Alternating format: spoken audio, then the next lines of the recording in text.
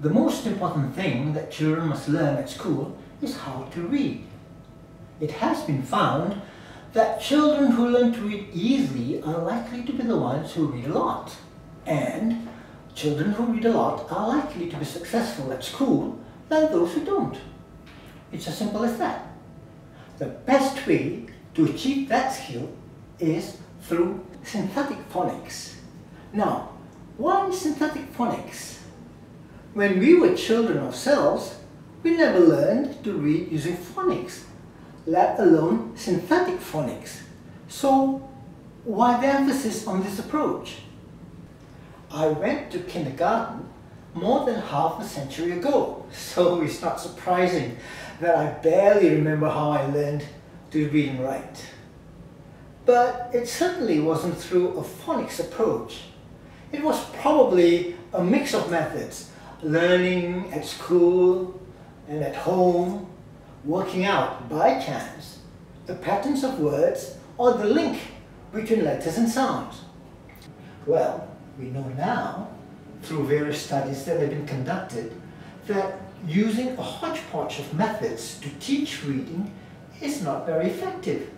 And most children don't learn to read well enough, fast enough, using such methods. Teaching reading using synthetic phonics leads to higher standards for all learners, both in the short term and the long term, not only for reading, but also for spelling and writing. So what is synthetic phonics? Well, synthetic phonics is a method of teaching reading which first teaches the letter sounds and then builds up to blending the sounds together to achieve full pronunciation of whole words. So, there are really two crucial things that a child who is starting to read learns. One, that sounds are represented by written letters. And two, that those sounds can be blended or synthesized to form words. Traditionally, children have been taught the alphabet as the first step to reading. It is okay to learn the names of the letters of the alphabet, but for early years teaching, it is better for the child's reading skills if the focus is on letter sounds rather than the letter names. This is because children can get confused between the sound we say for a letter and the name of that letter.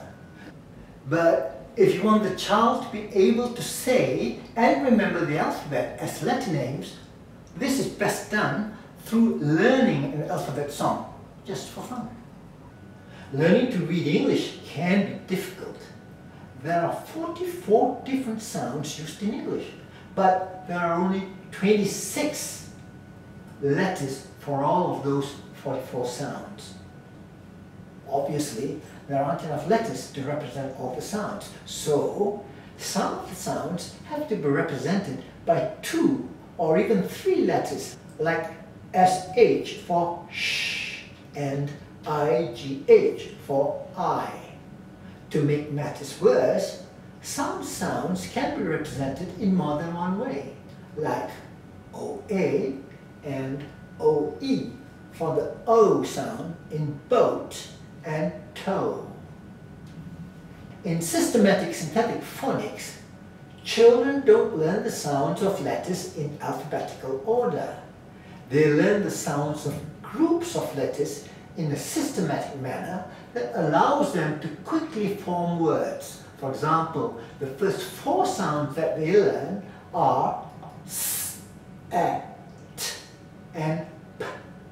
And from these, they easily form words like tap, pat, set, and sap. For sounds with alternative representations, they start with just one way to read and write those sounds.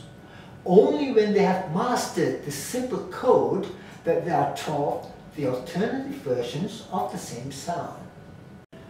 Once children can read the sounds, they are taught to read the words by blending. This is called synthesizing the sounds together to make a word. As they learn to build words from individual sounds, they also learn to break words into their constituent sounds. 1. Decoding teaches them to read. The other, encoding, teaches them to spell. After learning to read and spell some words, children will come across words that can't be easily read by blending. These are the tricky words. Imagine trying to read the word was, wa, or z, or does, d, z. What you see doesn't match the sounds that you're saying. These words have to be learned by sight, and children just have to memorize them. When all is said and done, nothing beats practice. With frequent practice, children will build up a knowledge of the sound-letter relationship and will be able to encode sounds and decode words fluently and automatically. Obviously, native English speakers who are learning to read do not have a problem with the language. They already speak it. For example, an English-speaking child probably uses the words they and them frequently in everyday situations and would know how to use the words in proper context. They only need to learn to read those words, which is just a matter of blending a for they and for them. Beginning readers whose mother tongue is not English have to overcome the two obstacles of reading and understanding the language. They will have to learn to read words they may not have encountered before, and also learn what those words mean. So, in this respect, apart from having to know the meaning of words read, the correct pronunciation is also important. For example, a non-native English speaker, following the rules of phonics, may pronounce N-E-W-S as news with a S, when the correct pronunciation is news with a Z.